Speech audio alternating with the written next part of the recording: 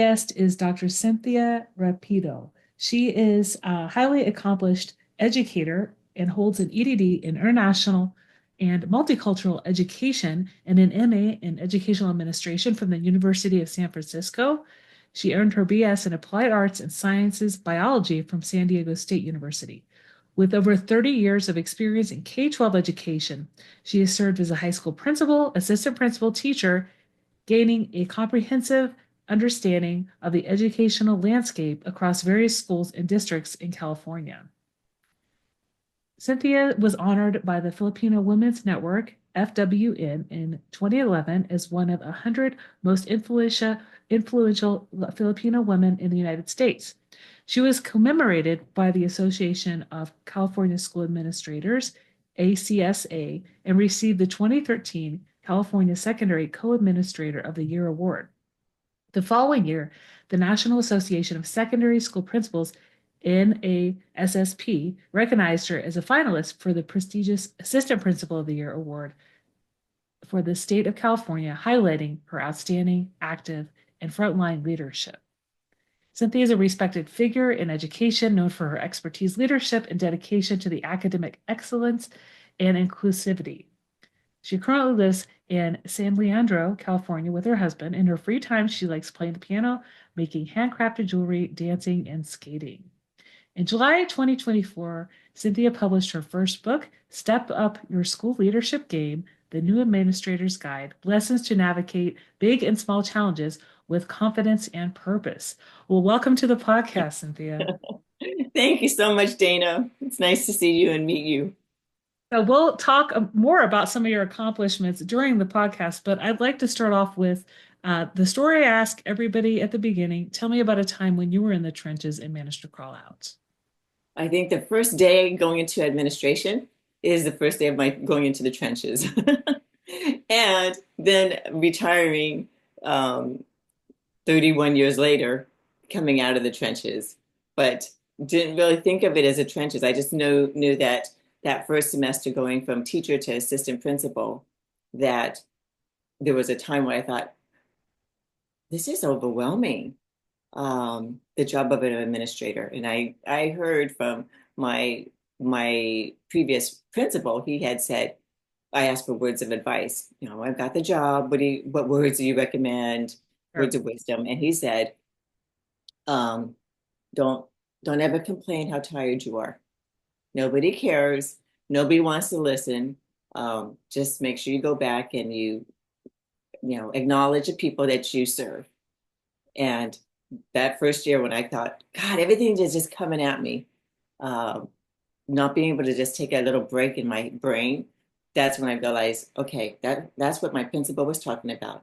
And that's the trenches that I think of going into it and not realizing it, that this is it. This is what um, I worked towards, and I'm now going to be in it. I'm going to commit to it. Total were you an assistant principal and principal? Oh, I'm sorry, I got cut off. What was that? How many years total were you an AP and a principal?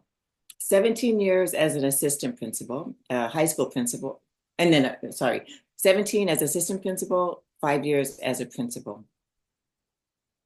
So yeah, even though it was hard at the beginning, you managed your time better over time. We'll talk about that a little bit as we discuss some of your various topics. But talk to me about just how did you get to where you are now? So you've retired from being a principal, but you still do a lot within the higher ed space and consulting, et cetera. So talk to me a little bit about just also a little bit about your journey going from that teacher to administrator role, if you want to kind of go back to that piece as well.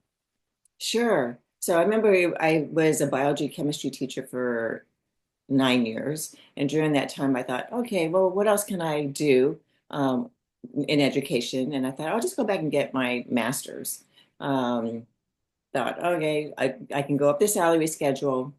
That'll be nice and get some credits. And that was what got me into thinking about the master's credential, administrative credential. Um, Again, not really knowing what that was going to lead to, but applied for positions, got position as an assistant principal. and took that on all the way through. And then I thought, oh, okay, I'm gonna um, go back and get my doctorate, not knowing what the workload would be as a going back to school and doing research. I thought it was just like getting a master's. But no, I didn't know that there's a lot more research that was involved. But during that time, before going back, I was really inspired about Glenn Singleton's work and the courageous conversations around race and just being able to discuss color. And I thought, I really want to be able to do that as an administrator and just have conversations with um, administrators, because this is the first time I'm actually hearing it at a workshop. And then I thought, okay, well, I'm going to do that. And while I was in the doctoral program, thinking that I'm going to teach at the university, the one of my professors said, Cynthia, if you want to teach at the university, you really should become a principal. And I thought, really? I can't just go from assistant principal and then go into the university. He said, no, because I don't recommend that. I mean, you could, but I don't recommend that. You should have some credibility when you stand in front of the students that are getting, that background in EDD. And so then I thought, okay, I guess I'm going to go back and become a principal somewhere. And that became that second part of the journey of, okay, I'm going to be a principal. And I thought, okay, I'll just be there for a few years and then I'm ready to go into the university because that's what they said, just do a few years. And the person that hired me ended up leaving. The superintendent left the district. And I thought, okay, well, I committed to him, but he said it was okay if I wanted to not stay at the school, that I was a principal. But I said, I'm going to stay and I'm going to carry through with that. And during my fifth year as a principal, that's when my dad got sick. And so I thought, I need to balance my life a little better. I need to be able to spend time with my dad. And it kind of made me put things back into perspective. And so I retired early at the age of 55 with 31 years. And but I said I still want to do more with working with people in education. I mean, I wanted to keep on pursuing the university route. So then I ended up applying with the Cal State East Bay for the teacher ed program and working with them with the teachers that were getting their credential, that are still getting credential. So I still do that. And then now I also work with the Alameda County Office Ed, with coaching administrators, and then with my Association of California School Administration, um, working with coaching with them as well. So it kind of is going back to where I began, working with new teachers, working with new administrators, coaching as they're going through the trenches. So I'm actually guiding them through.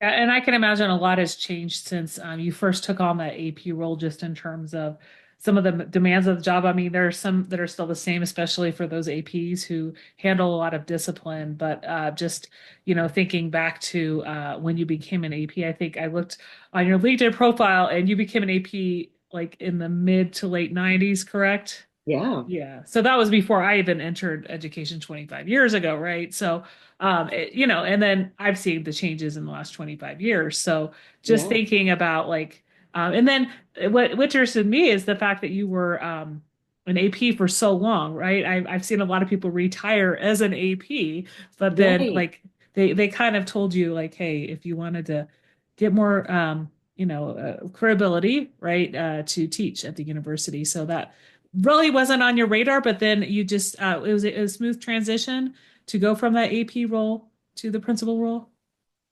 Um, I think it was, well, there was a symposium or um, a summer training for people that wanted to go into principalship. And it was a whole week of training, and I took it, and it was really helpful before I took on a principalship position. So I think it was after I got my doctorate and after that, I got the advice to go go get a position in principalship. Then I thought, okay, I'm not ready to do that just yet. I think I need to do a little bit more training around what that entails. And so I did that summer training, and that really helped um, with identifying who I am as a leader. Um, am I committed, or am I just interested in it? Where, what is my why? What are my core values? What are my non-negotiables? Kind of like set those seeds in place so that way when I step in, I know who I am as a leader and how to, where do I stand in all this? And I'm not just doing it for the fun of it. I'm ready to jump in and take that dive. Yeah, and that's great to have that as an opportunity to kind of, get a little bit more training for the principal role. And your book, now that you publish your book, Step Up Your School Leadership Game, the New School Administrator's Guide, Lessons Mhm. to Navigate Big and Small Challenges with Confidence and Purpose.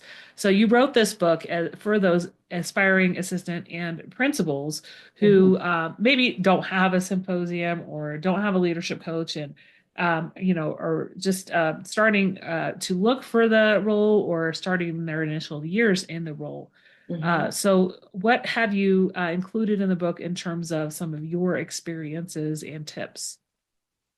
So if I walk you through the different parts of the book, there are like five different sections. So that first section is kind of what I learned in that symposium, like who am I? Um, what do I stand for? What is my why? And the non-negotiables, my core values, what is my vision and goal? Um, what do I want to see done in education? And then that's section one. And then section two is about, okay, you got the job.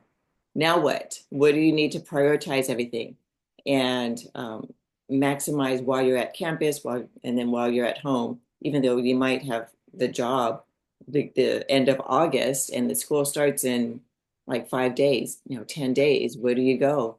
And it's basically saying, okay, build those relationships, know who to build them with, and get to know the campus, know the grounds because you're the captain of the ship. You got to know where everything is and where the doors lead to, whether it's for emergency or just how to navigate the campus. And then what else is there? Just being able to set the climate. What is the climate of the school? Is there a lot of school morale, positive school morale, school spirit? How do the faculty and staff feel? So that's kind of like getting to know the campus, getting to know the people. And then the third part is the details. I call it the nuts and bolts. Know the documents, your WASC, your accreditation, the what's called the school plan in terms of aligning everything. What does the state want you to do? What does your district want you to do? What does the WASP want you to do? And kind of aligning all of that together. And then looking at curriculum and instruction, and then just all the different documents um, that are really important, whether it's ed code, um, handbooks, contracts, those things, kind of get familiar where they are, how to navigate those. And then the fourth section is about the people we serve. So of course, all the student affairs, and then also building those relationships and working with parents and the family. And then the last section, section five, is energy, time, and space, which is the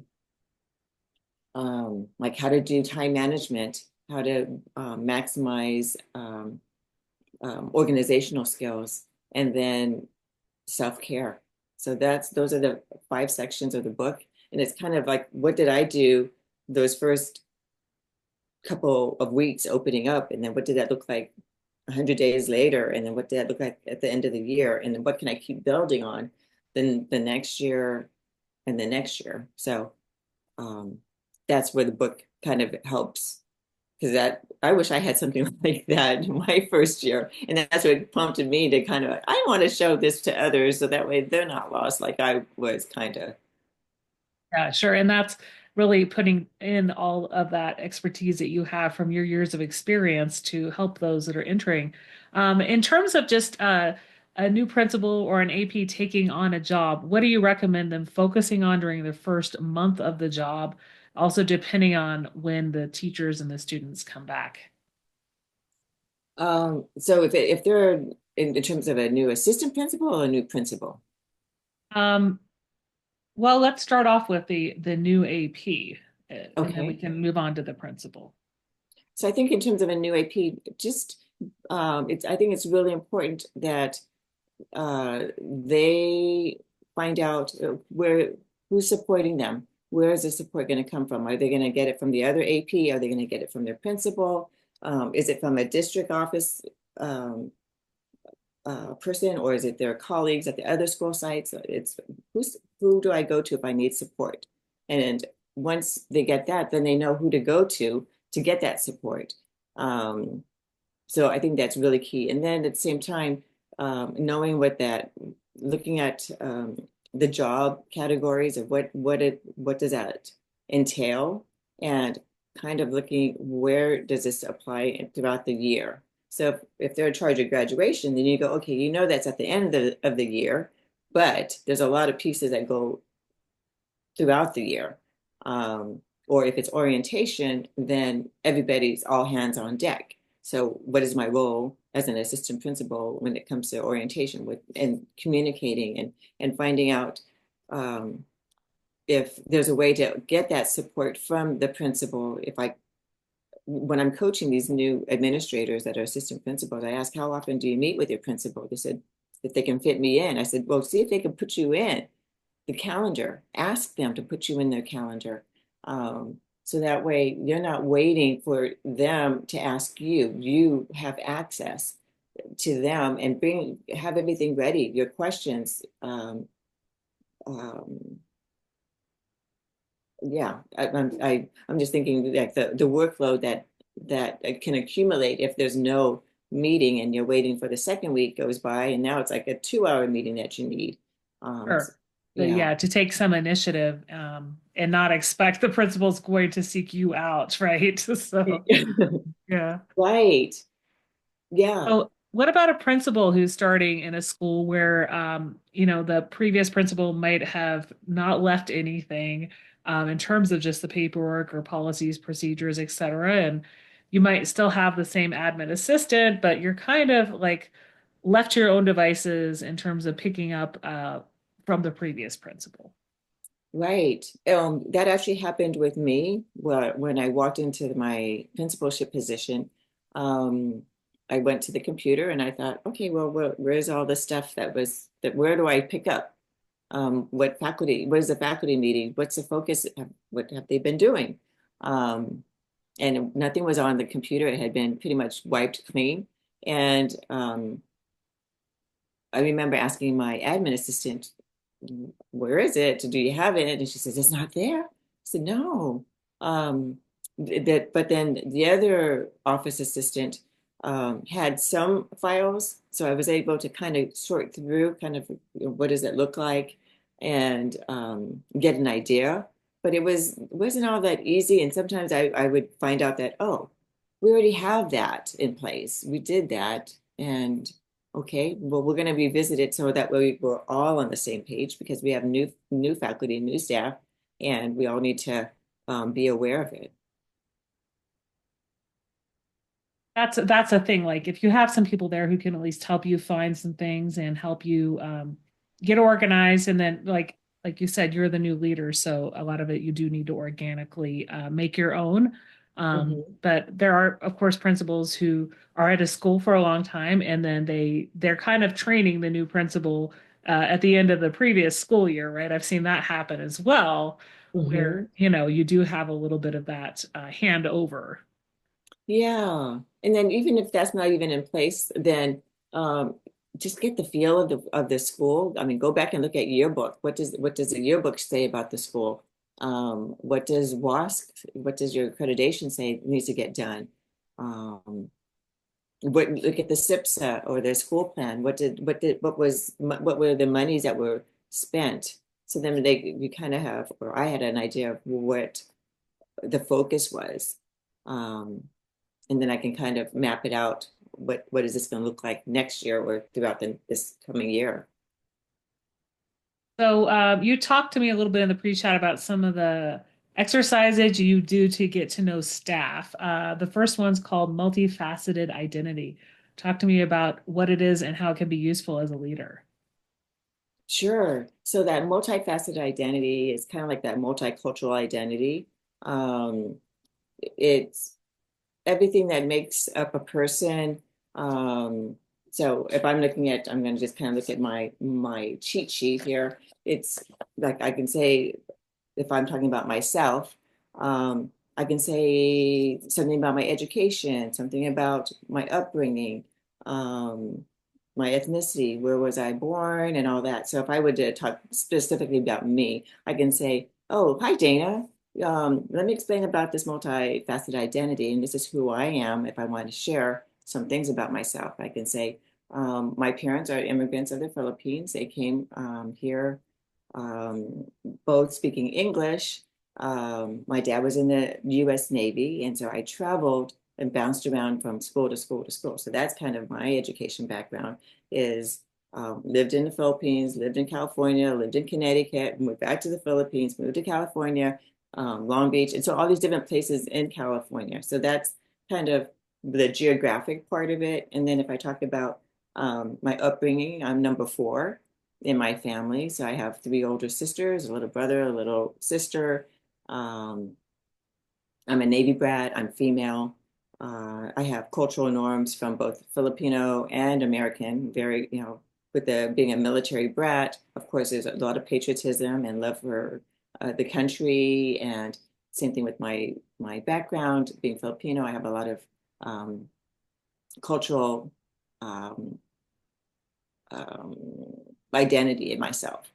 Um, and like I would say, I'm a baby boomer. I'm part of the baby boomer generation. So based on that, then I can say, okay, so Dana, tell me about yourself. What would you like to share about yourself with me? And that would kind of open up more. I think when you have somebody who knows kind of what to focus on, like you said, you focused on your upbringings, how many siblings, where you grew up geographically, but also the family culture that has shaped who you are. I think that's a great way. There's so many times where staff like they know, okay, this person teaches seventh grade math, and they're down the hall, Mhm. and they might know if the person's single or not. And that's about it. Or if the person has a kid and what age their kid is, but like knowing all the stuff you just shared with me that doesn't always that's not always part of like a staff exercise. And I think that's a great way for staff to get to know each other throughout the year. And you can always mix people up throughout the year, right? And I think if people tend to stick with people in their team, but like mixing people up with somebody from the opposite side of the building. And this is not focusing on something to do with the school in terms of the professional learning. I think a lot of times when we have staff meetings or trainings, we focus way too much on just the professional learning piece and what what it needs to run the school. But this is really the emotional intelligence piece. It's just as important. Yeah. And I think it even is different, like you had just mentioned. People can form their own little cliques based on their departments or their grade levels. If they're elementary, middle school, high school, um, the departments. So yeah, even if you say, okay, so Dana, um, or if we were talking to a group of people, well, let's talk about the music that you like. Then it kind of really is a little bit more relaxed. You can talk about what concerts you've gone to, or did you play a musical instrument? Or some people might say they don't really like or care for music. Okay, so what are the things you like to do? You like to read books. Okay, so what books interest you? So it can just keep on going because then that kind of shows a little bit more, like you say, the emotional intelligence and what makes up this person. Yeah, no, I think it's really important to take that time and It's not just some frou-frou thing. I think there's some staff that might want to push back and think it's a waste of time. But I think in the long run, like we want to know who the people are that we're spending every day with outside of school. We get to know our students as, people in those first couple of weeks of school, but like the people we work with, we don't always know much more than what I said a moment ago. So yeah, really Yeah. important. You also have another tool called the Fruit Leadership Chart. Tell me a little bit about how one can use that in terms of a leadership tool. Sure. So the fruit leadership chart or fruit leadership identity is something that I came up with when I was writing my book. And it's basically four different fruits, and there's characteristics of each of the fruit. And so I can just go over the different fruits that make it up. The first one is an apple, then a pineapple, grapes, and oranges. And when you think of each one of them, the apple is probably, the simplest to describe. You just wash it, you can bite into it, eat it, and you're done. um, and so that's kind of like an action oriented person where they like to initiate and execute. They do the follow through. They can take on a task and pretty much lead it and lead others to getting the task done. Whereas a pineapple tends to, when you think of a pineapple, they have eyes on the outside, they have this crown on their head. And so, eyes, when I think of the eyes, it's just being visionary, Yeah. having great grand ideas, and what are the possibilities, what options, and um, their leadership style is um, helping others see other possibilities. Um, and then when you think of grapes, grapes are all on the same branch, and they are pretty much equal in identity in that sense. And so that kind of leadership style is um, being able to work with others, wanting group consensus, harmony, valuing each other, that inclusiveness. And then the orange is, when you think of it, when you open an orange, it's already complex and very detailed. And so the people that kind of lead in that style are detailed oriented, data and analytical, meticulous. And so if I were to describe or work with other people and I find out, oh, this person is an apple, or this person is a grape, or a pineapple, or orange, then I kind of would be able to know what their needs are. So if I know that that's an action or an apple, then I need to know, oh, okay, I need to make sure that I'm ready to take on to don't waste my time so much. Let's get to work. Whereas with the pineapple, maybe I would just have to listen and be mindful about what ideas they might have. And if I'm working with somebody that's a grape, okay, I need to make sure that I'm a little bit more sensitive to what they are saying, and give them that space and value that our relationship. And then if I'm working with somebody that's an orange, okay, they may not care about the touchy feely part. They just want to know, what is my role? What do I need to do? What I agree or disagree, and why, and being able to have like things in place for them, the step by step, the details, because I'm going to count on them to kind of give me that critical feedback. And so that's how I would work with others that might be different than myself. Yeah, I think that's really important to kind of get to know, like you said, the physical characteristics of the fruit and how that reflects on people's personalities or how they work in a team. Mhm. Like you said, it's kind of a personality test in a way, but it's Mhm. also just that's why we understand why some people like to work more in teams or like to work alone or they think more complex and those types of things. So I think that's a great analogy, and people can buy your book to learn more about that. I wanted to ask a little bit about just when a principal takes on a job, they have a school year full of events. So describe ways in your experience of how you stayed organized and also how you distributed leadership and maybe some tools that you've used.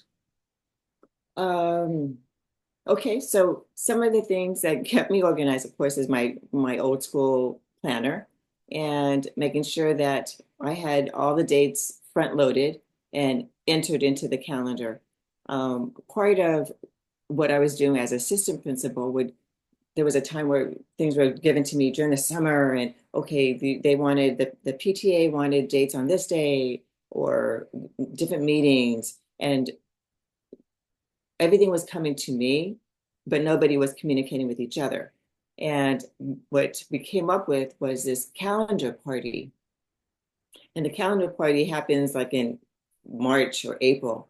And I get everybody together that has anything to do with the calendar. So the plant manager is in the meeting, the band, so at the high school level, band teacher, dance teacher, drama teacher, athletic director, activities director, um, anything that had to do with stuff that had to go on the calendar, I would meet with them. And then I had PTA or PTO host it. And of course, there were also the parent group. So the PTO or the Latino parents or the Black Parent Association, they were also part of this big meeting. So I just had a lot of people.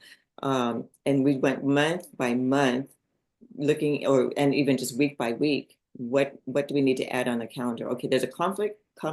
Okay, you guys need to figure out how this is going to work. Let's say color guard wants the gym and PE or not PE, the basketball team needs a gym, so how are we going to work that out. And so they would say, okay, we'll you can use it when we have an away game, or when is that away game? Do you have it? Okay, yes, we do. Okay, so we were able to map everything out ahead of time by April. And so by May, we were able to, my admin team and I were able to already enter everything into the calendar, front load it, give it to everybody else, um, the principal, the other assistant principal, and just say, okay, now that we have everything on the calendar, all right, let's figure out who's going to supervise which. So what it's already on our calendar. We don't have to think about it as it's happening through the school year. And then we can kind of balance and go, oh, okay, I'm already out once. Okay, so I'll cover this meeting. You guys can go to that game. I'll come back to the game. So we would just rotate and we knew how to balance our life. I think that was really important in terms of just the school year and knowing where your time is going to. And then, of course, there's other organizational skills that, Yeah. yeah, So how often did you bring all these people together to figure things out? Was it just at the beginning of the year, or did you have to do it once a semester? just at the end of the school year. Like I Oh, said, I think okay. in April, we were Okay. able to do that. And then, of course, PTO hosted it with drinks and I think, no, whatever, pizza or whatever. Um, And I said, block out 2 hours. And I put the calendar up on the screen. And so everybody was able to follow along. And then if it got approved, I said, fill out the form already right then and there. So that way I have the documentation. Plant manager can have his documentation or whatever they had to do with it. And everybody got their copies done. So it was fast and got off our plates. Really, And you had that ready for the next year when staff returned. I mean, that's you're not trying to like do things like the analogy of, building the plane as it's flying, right? I mean, you had that in place. yeah. There might be a few things that you had to change based on like, if there was a school closure or something, you don't have snow days where you are in California, but I mean, there could have been a few things that had to be moved. But really having that out early is the best for all the parties involved as well, the parents and staff, and they can plan around for the school year. Talk to me a little bit about your own advice in terms of self-care and maintenance while you're a school leader in that demanding role. So I learned later in my career to put things onto my calendar that I wanted to value. So in terms of, I knew that I had to, if I'm going back to school, of course, this is my homework time, or this is when I'm commuting. But making sure that I prioritize family, prioritize, okay, I want to be able to do my exercise here. um, things that I felt I needed to make sure I valued, putting it into the calendar, penciling it that this is my rock in my river that I don't want to take off. So that was really important, um, to put in, especially as a principal, to to really be true to that and didn't say, okay, today I look at my week, or if I go through my calendar week by week and go, oh, okay, now that I already know what my calendar looks like, okay, where are the blank days that I can actually go home at 4:30 and then put it in there already, go home, and Yeah. then flip the page, go home. And then I would tell my admin assistant, no, it's on my whiteboard in front of my door. So it was very transparent to everybody, what my schedule looked like. And then they said, oh, she's going to go home. Or I'd say, task on the door. So they knew that I was working on something. But my admin assistant would knock my door and go, Cynthia, it's time for you to go home. I'm like, thank you, thank you.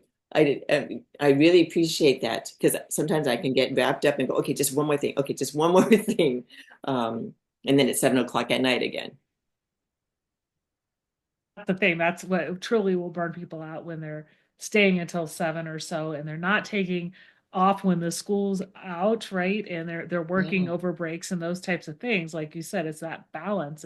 Some people learn the hard way, but like especially if you have the support of your admin assistants and you're making it transparent, so they're holding you accountable, right? That you said you'd go home these days. So Exactly. I mean, that was yeah. really helpful. And I had to go, I was in this principal training, and I would tell that they had asked what is something that you're having trouble with. So I said, I'm having trouble with my time management. I I'm at my school early in the morning and I leave at late at night, and it's like that every single day, and I commute. I can't just take public transportation because my trouble it would just take longer to do it that way. Um, I can't answer emails while I'm driving. I can't really return phone calls while I'm driving. So it's kind of that's my think time. But by the time I get home, I feel like I've wasted 2 hours from that 2 hours of commute.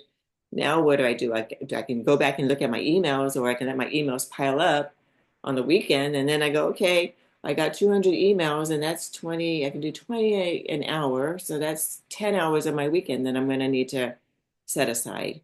Um, it's not sustainable. I was just kind of like you say, burning out with my schedule.